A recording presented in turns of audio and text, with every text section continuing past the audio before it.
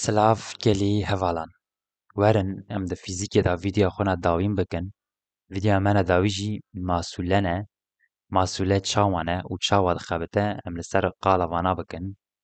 Ambûra ku bi alîkariya werîs ji bo hilkişandina barekî tê bikaranîn. Wek lûleyek gilover e û li dorê xwe dizivire. Di vê derê de hûn dibînin masûleyek heye, hêzek kaştike, bar berjor diçe û ev jî werîs e. Em ji vê radyoyê çi pergela masûle an jî sîstema masûle. Masûleyên ji cihê xwe dileve mîna viya, an jî yek di cihekî de maye sekinîye mîna viya hene. û bi viya wayî em çi dikin? Em viya berjor û em dema ku di vê de hêzekê didinê kaş dikin, berjêr dikin. û di vê derê de hesayê bi viya wayî jî hemî bi masûleyan dema ku masûle pêve ye em bekar dikin. Di vê derê de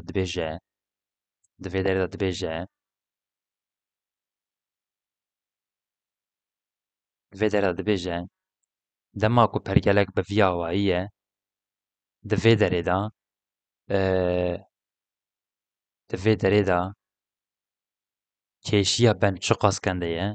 Ez ev bene kêşiya werîs çi qaskende ye yanî werîs çi qaskendeyî tê kişandin û lezdana bergelê çi qas e heke di nav tevgerekê de ye. Heke tevgerek vê hebe lezdana vê çi qas e.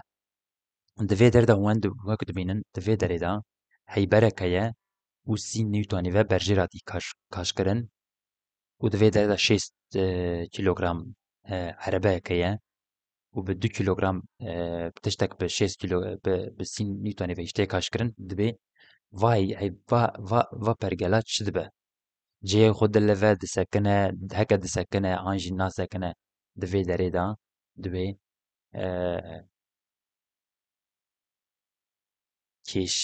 kêşiya ku li ser ben çi qaskande ye. Dibêje hesab bikin. Dema ku em vî hesabî dikin hinek tiştên em di vir de biaxivin dibê erdkêşî 10 metre saniye qarê ye dibe. Erdkêşî ji ber ku ev li ser dinyê ye em weke dinya difikirin wek hûn dizanin dinya jî erdkêşî weke 10 metre saniye qar e tê girtin. Gorî cih digwere hema di vê derê de ji me re gotiye li vir a wisa bifikirin ku ev 10 metre saniye qarê ye. Metre bi saniye qarê ve parve bûye. Erê. Berin em bêjin em ê çawa bikin. A yek. Divê em vê derê de bibînin.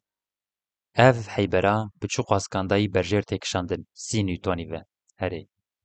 Ev heybera me çend kîlo ye? 2 kîlo ye. Pekî berjêr de çi heye? Erdkêşî heye. Erdkêşî çiquwa ye? 10 e. Dema ku em erdkêşiyê li ser girseyekê em dixwazin bînin em çawa dihesibînin em bi vê awayî dihesibînin. Mg. Me çi ye? Girseyê. G çi ye? Erdkêşî ye. Du cara 10 dike 20. 20 Newton jî ji ber ku erdkêşî heye ev ê berjêr bibe. 20 Newton 30 Newtonê de dike çi? Dike 5 Newton. Yani vê derê gişk 5 Newtonî berjêr diçe. Berjêr diçe.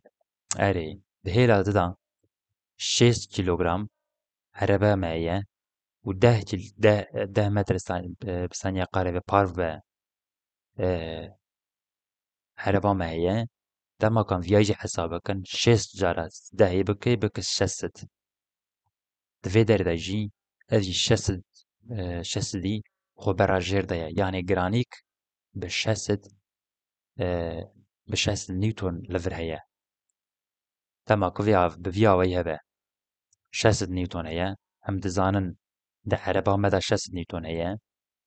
Ev pergera masûlê di cihê xwe de sekiniye. Çima sekiniye?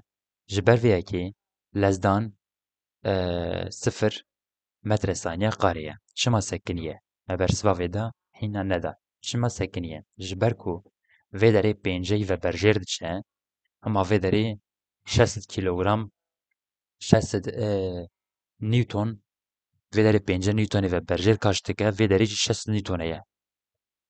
Yani va bena nikane 5 Newtona nikane vî 600 Newtonî cihê xwe bilivîne. Em vîya zanin û va pergela bi vîya wayî sekiniye.